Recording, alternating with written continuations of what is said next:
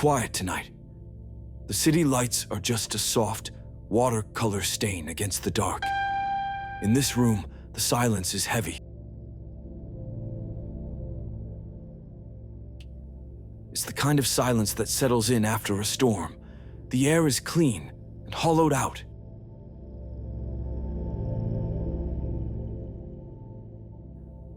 Except there was no storm.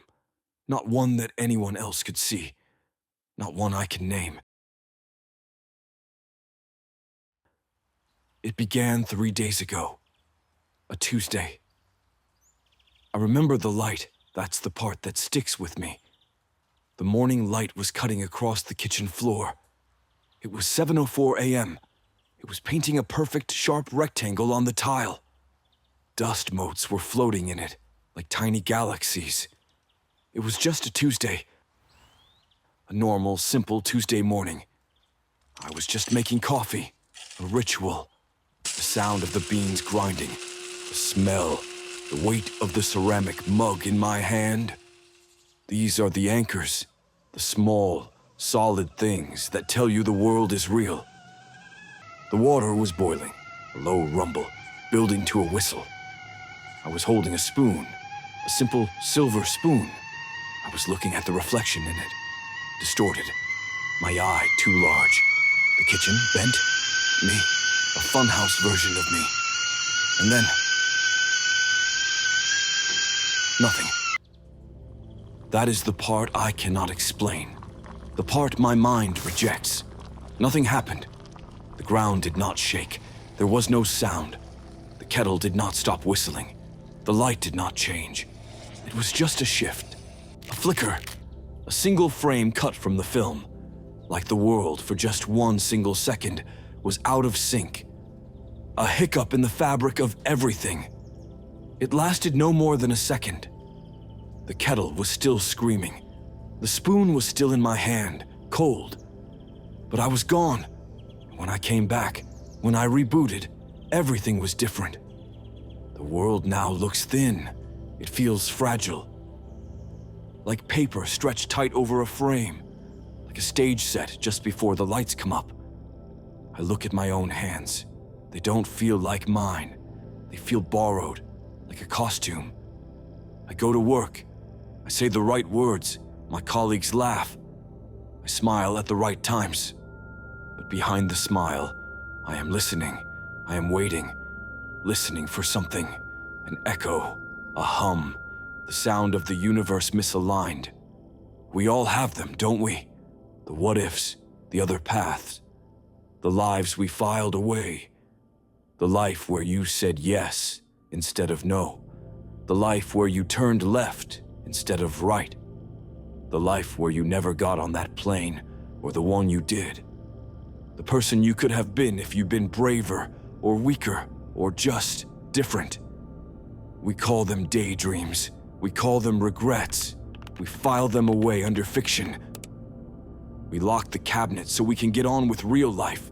The one, solid, true life we are given. But what happens when that filing cabinet just shatters? What happens when the lock breaks and all the files spill out all at once? What happens when the fiction stops feeling like fiction? When those other paths suddenly feel more real than the one you are walking on? I do not know what happened in that 1 second on that Tuesday morning. I do not know what I saw or where I went. But it broke something. It broke the real. It tore the map, and I am terrified. Not that I'm crazy, but that I'm not. I'm terrified that I am the only one who saw it crack. The first one came to me yesterday, at my desk. I was staring at a spreadsheet, thousands of cells, just numbers. Rows and columns of black and white. My real life. Just data. It's what I'm good at. It's what got me this apartment. This success. My eyes were burning from the blue light, and the flicker happened again. But this time, it wasn't a void. It wasn't a subtraction. It didn't take something away. It gave something. It was an addition. It came not as a vision, but as a feeling, a certainty, a memory. A memory so complete, so multi-sensory, that it felt more real than the spreadsheet I was just looking at. As real as the coffee I drank this morning. In that life, I never left my hometown. It's strange, I can feel the textures right now. The rough, splintered wood of the old porch swing digging slightly into my legs. The specific, sharp, clean smell of damp pine needles after a summer rain.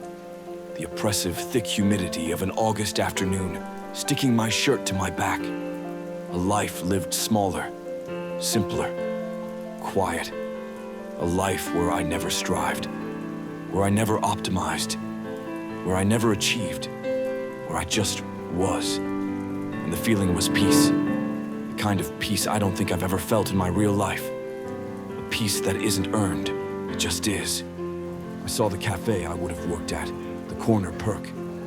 I can smell the old, slightly burnt coffee grounds and the artificial cinnamon they used for the lattes. The chipped porcelain mug, the one with the small hairline crack near the handle, I would have called mine. I would have known its specific weight. I saw the man I would have married. He wasn't a man of grand ambition. He wasn't successful. He wasn't optimized. He didn't have a 5-year plan. But he had kind hands. Hands that were calloused and warm. Hands that could fix things. The screen door, the leaky faucet, the broken chair. A life measured in small, solid joys. Sunday dinners, the first snow, the blooming of the peonies in the front yard, year after year after year. A reliable, simple repetition. A grounded life, a life that wasn't thin, it was thick. It was so clear, so heavy.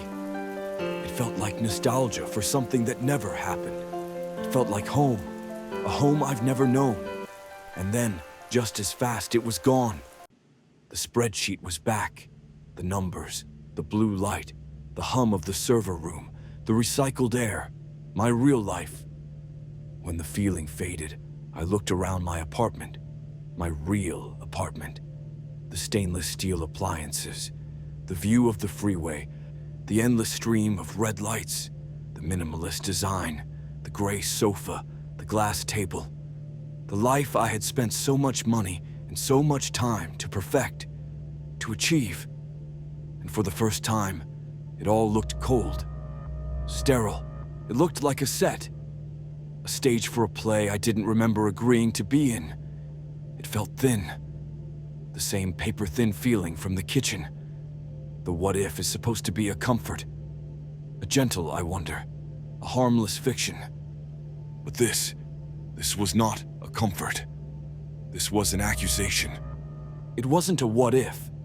It was a what you lost. It whispered to me, in a voice that felt more real than my own, that the life I had chosen, the one I had built, the one I was winning at, was the imitation, the ghost, the mistake. And the life I didn't choose, the one I abandoned for being too small, too simple, was the one that was real, the one that was happy, the one that I had murdered by walking away. The second life was the opposite. It wasn't quiet, it was loud. It found me in my car, stuck in the 5:30 p.m. gridlock on the crosstown bridge. The same river of red taillights I sit in every single day.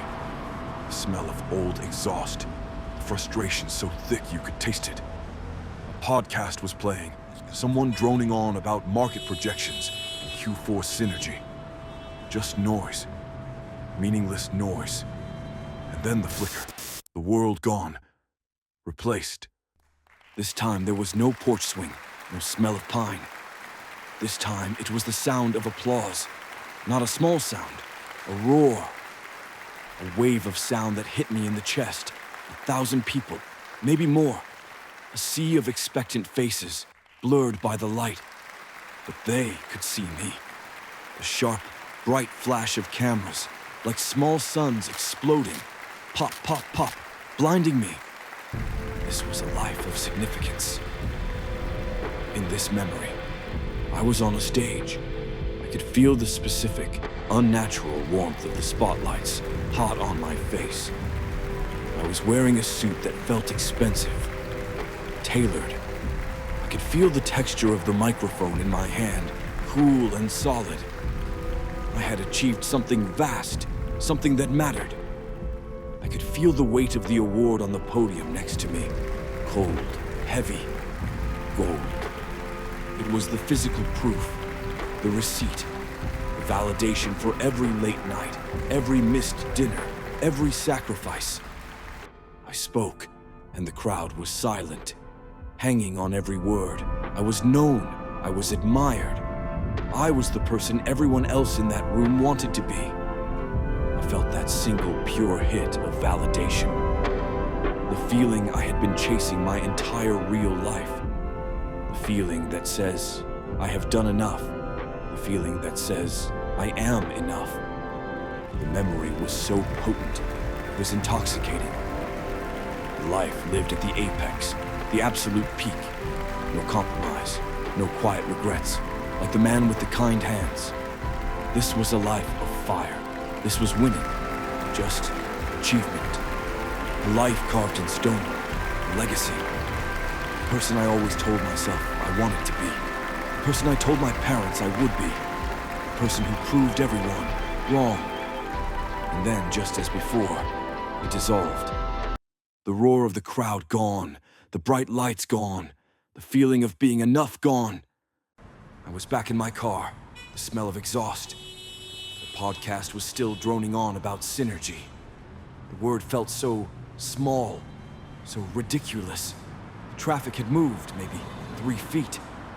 The guy behind me honked, a long, angry, impatient blast. And the rage I felt was instant. Don't you know who I am? I almost shouted it. But I wasn't that person anymore. I was just me an obstruction. The me who sits in meetings. The me who meets deadlines.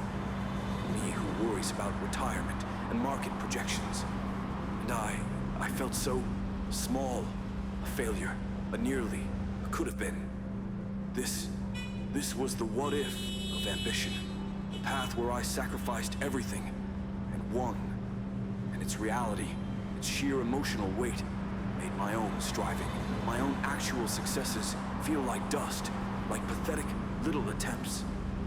The promotion I got last year, dust. The apartment I was so proud of, a cold, sterile box. It hollowed me out. It showed me the great life I had been too weak, too mediocre, too afraid to claim. It made my real life feel like a consolation prize, a pathetic second-place ribbon. And I was now furious at it. Furious at my real life for not being that. And then, there was the third one. It came last night. Not in a flicker, but in a dream. No, not a dream. It was too real for a dream. It was a visit. This one was the cruelest. It wasn't a life of quiet comfort, like the porch swing. It wasn't a life of loud success, like the stage. It was this life, my life, the one I am living, right now. I saw myself in the same kitchen, holding the same silver spoon, the same 7:04 a.m. light cutting across the same tile floor. Everything was identical. The same job, the same car, the same apartment. But I was happy, not the acceptable happiness I perform. Not the things are fine happiness I convince myself of. This was real. A deep, centered, uncomplicated peace. I saw myself making the coffee, and I was present. I wasn't listening for an echo. I wasn't waiting for a crack in the world.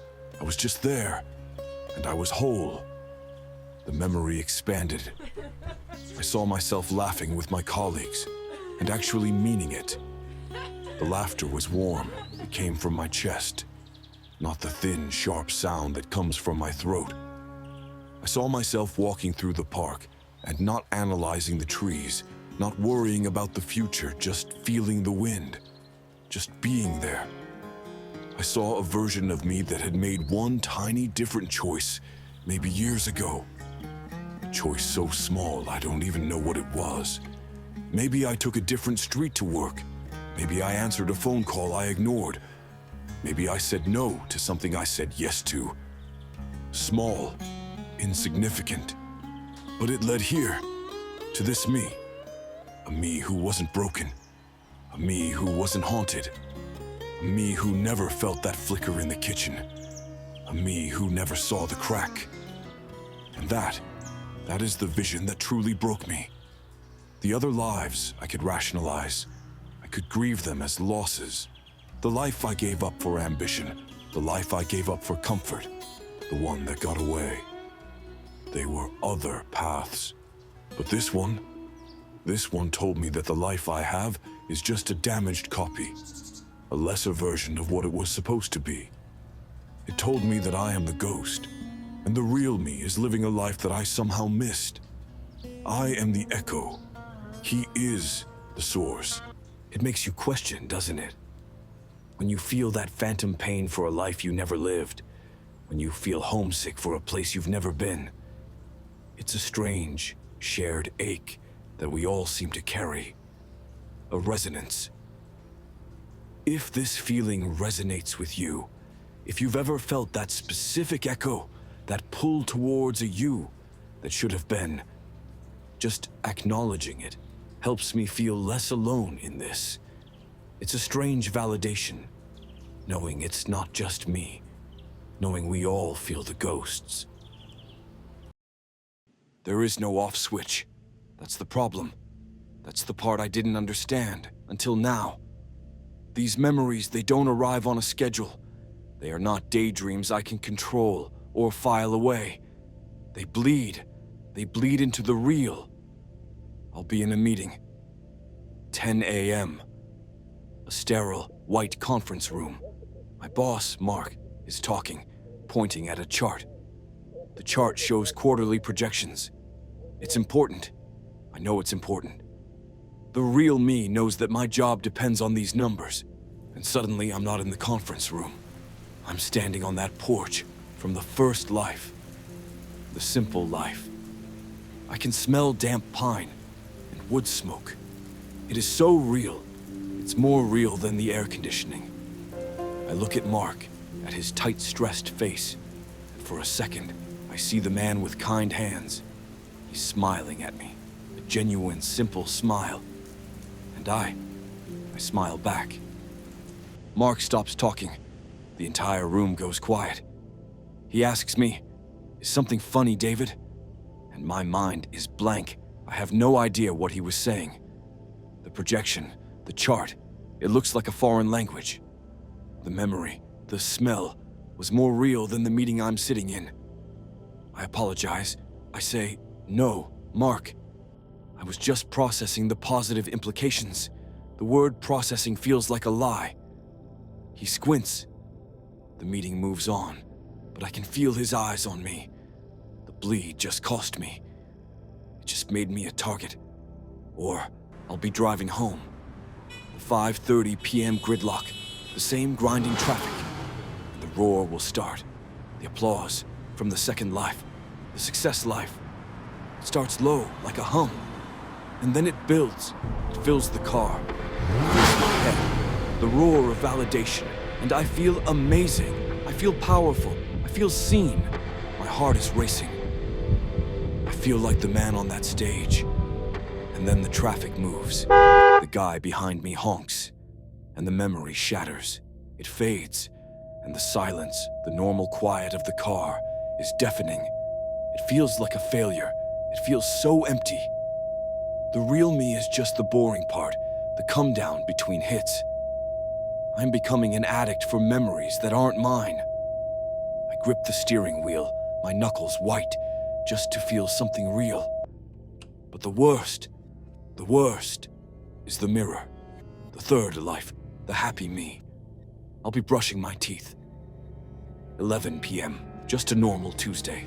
The same ritual, the end of the day. And I'll look up, and he is there. The me who missed the flicker. The me who is whole. He's not a reflection. He's in the mirror, and he's looking at me. And his eyes are not angry. They are not sad. They're just happy, peaceful. He looks content. He looks rested. He looks at me, and I can almost hear him think, "What happened to you?" And that is the accusation. His peace is my failure. His reality makes me the ghost. I am the damaged copy, looking at the original. And I hate him. I hate him for being me. I slammed my fist into the counter last night, just to make him flinch. He didn't. He just kept looking at peace. How do you function when reality is just one option among so many? When what is has to compete every single minute with what could have been? The real me is dissolving. I am becoming a collection, a collage of fragments, and none of them, not one, feels whole. The panic is new. Before, it was grief. Grief for the lives I lost. Now it is terror. Terror for the life I am currently losing. I am not grieving, I am disintegrating. The real me, the one who is supposed to be living this life, is becoming the quietest voice in the room. The voice that says, "I am here. I am real." It's just a whisper now. And the others, the lives that could have been, are shouting. And I'm starting to forget what my own voice even sounds like. I have to meet Sarah tonight. Dinner. 7 p.m. This is the new terror. Not the supernatural, not the flicker. The terror of real life. The terror of sitting across from someone who knows you. Someone you can't hide from. I check my watch. 6:30 p.m. My heart is hammering. The me on the porch swing wouldn't be feeling this. He would be calm. The me on the stage would be energized. But I am just terrified. Terrified of a simple dinner. The restaurant is loud, too bright. The music is meaningless. The clatter of plates, the shouting laughter. It all feels thin, paper thin. Sarah is here. She's smiling. A real warm smile. The smile of the man on the stage. A real smile. It hurts to look at, because I feel like a liar. She's telling me about her week, something about her boss, a project, a deadline. And I am nodding, I am smiling, I am performing, listening. But I am gone. My mind is not there. It's on that porch swing, smelling pine. It's on that stage, hearing the roar of applause. It's in my bathroom, hating the whole version of me in the mirror. My mind is anywhere but here, with her. She stops talking. She says my name, and the sound cuts through the noise. I blink. I realize I have no idea what she just said. The last minute is just gone. She asks, "What do you think? About Dave?" And my mind is white, just static. I search for a word, any word. I grasp for the last thread of the conversation. The only thing that comes out is, it sounds simple. Simple, the word from the first life. Sarah's smile fades. She frowns. Simple. He stole my project. He's trying to get me fired. How is that simple? And I can't explain. I can't tell her that her reality, this work drama reality, feels so thin, so uncomplicated compared to the war happening inside my skull. I laugh. A terrible, fake, hollow laugh. I say I misheard her. I thought she said something else. I try to recover. But she just looks at me with those analyzing eyes. The eyes of someone who knows you. The eyes that see the mask. And she says, "Are you okay? You seem so far away." Far away. I am. I am millions of miles away. I'm in 3 different lives, all at once. And the me sitting here, at this table, is the weakest one of all. I'm sitting across from a person I love. A person I have known for a decade. And I am a stranger. The fictions have become stronger than the truth. They have weight. They have texture. They have smells. My real life, this dinner with Sarah, this moment that is supposed to matter, is just a script. A script I'm forgetting the lines to. How do you live when you are the ghost in your own life? When you are the cold spot in the room? when you are the one who is haunting the real people who are trying to talk to you. This isn't what if anymore. This is erasure. This is substitution. And I am losing. I left the restaurant. I don't remember paying. I don't remember the walk home. The last thing I remember is Sarah's face, that look of concern, that look that said I was broken. Now, I'm standing in my bathroom. The light is harsh, fluorescent, unforgiving. It buzzes, a low, electric wrongness. I'm looking in the mirror, and I'm trying to find myself. I'm looking for me, the original me. David, the one who existed before the flicker, the one who earned this apartment, the one who chose this life, the one who knows Sarah. I'm looking for a me that I recognize. The face in the glass is wrong. It isn't me, it's them, all of them, at once. It's a collage, a shifting, horrifying collage. I see the eyes of the simple life, tired and peaceful. I see the arrogant jaw of the achiever from the stage. I see the calm, happy eyes of the me who missed the flicker. They are all there, all looking out of my face. They are all me. And David, the original me, is gone. He's not there. I am the house, and they are the ghosts, and they have finally completely taken over. The me who is here is just the space they all occupy. This is the break, the final snap. The fictions have staged a coup, and they won. The real me is just a rumor, a story they tell about the man who used to live here. I am a ghost story, told by my own ghosts. I try to force a memory, a real one. What did I have for lunch yesterday? I can't remember. I search, and there is nothing, just white static. I can remember the taste of the applause. I can remember the smell of the pine. I can remember the peace of the other kitchen. My own past is becoming thin. It's transparent. Their past is thick. It's opaque. I'm being overwritten. This is the moment that broke me. Not the flicker in the kitchen, not the grief for the lost lives, but this, the realization, the final, unbearable silence where I was supposed to be. Is there even a name for this? This specific terror? Not imposter syndrome. That means you feel fake while being real. This is the opposite. This is feeling real while the world says you are fake. This is evaporation. When you look at your own life and you are the only thing that is missing. It makes me wonder. This is the real question, isn't it? The one I can't answer. We are all told to be ourselves, to find our one true self. It's the great promise, isn't it? Find your passion, live your truth. But what happens when you find more than one? What happens when your true self is the one that feels the most like a lie? If you had to choose right now, which is the real you? The you that pays the bills and smiles at work and exists? Or the you that dreams? The you that could have been? The you that feels more real, but has no proof? Which one is the ghost in your machine? Which you are you when no one is watching? I have to know what is your truth.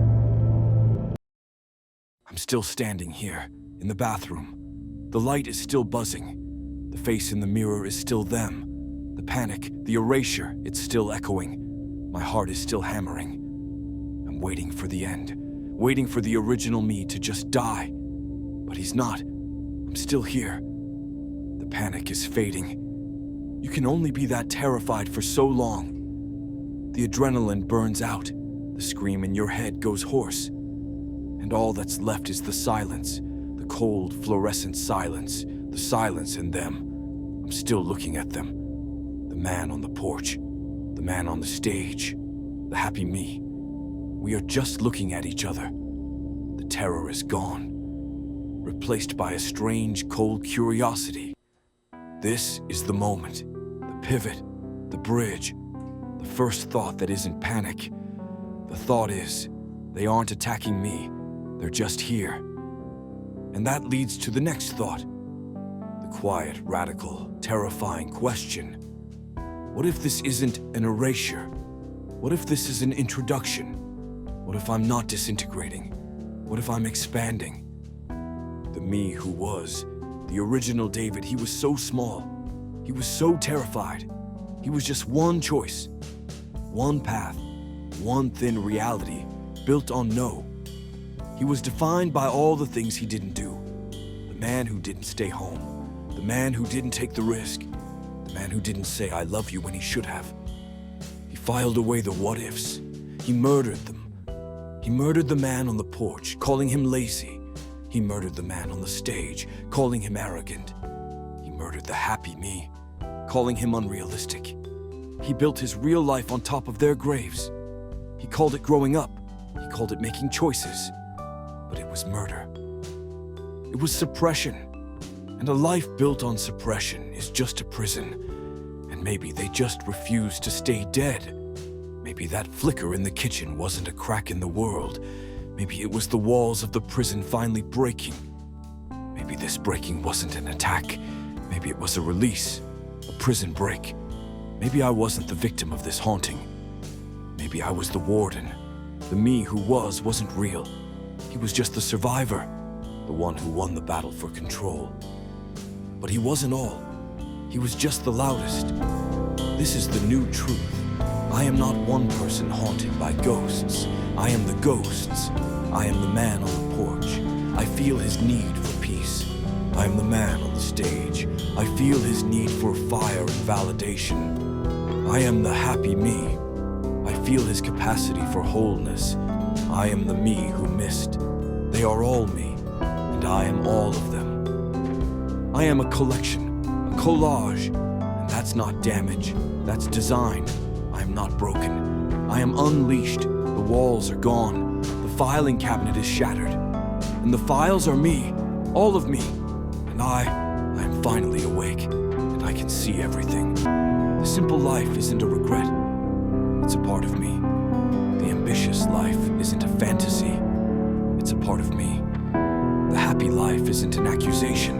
It's a possibility. I don't know what happens tomorrow. I don't know which me will make coffee. The simple me, the ambitious me, the happy me. Maybe all of them. And for the first time that feels like freedom, not terror. It's a new kind of living. A psychological speculation. A journey into the what is. And this is just the beginning. If you're ready to see what's next, what else we can question, I'll see you on the other side.